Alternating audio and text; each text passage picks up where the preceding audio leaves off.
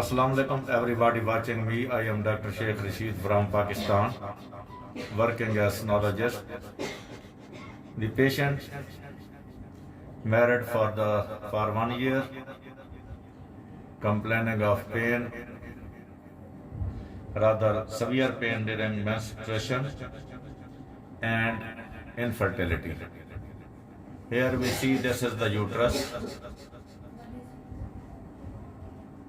This is the cervix, this is the body, and this is the fundus. This white line is the lumen of the uterus.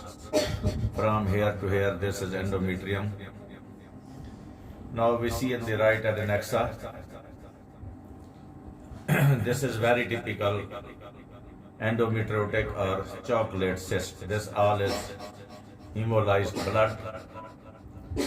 And as we see, there is another cyst of same configuration present in the ovary. This is ovarian follicle, ovarian follicle, ovarian follicle. But here in this case, we could not find any follicle as the ovary, ovarian capsule and ovary is so much stretched.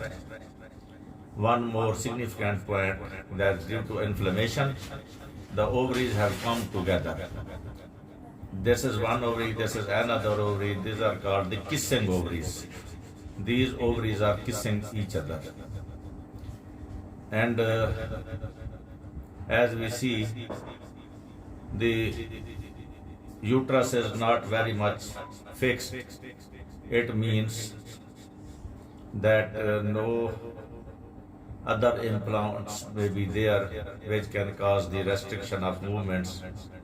This is not deep pelvic endometriosis, but it is at this stage affecting the ovaries only.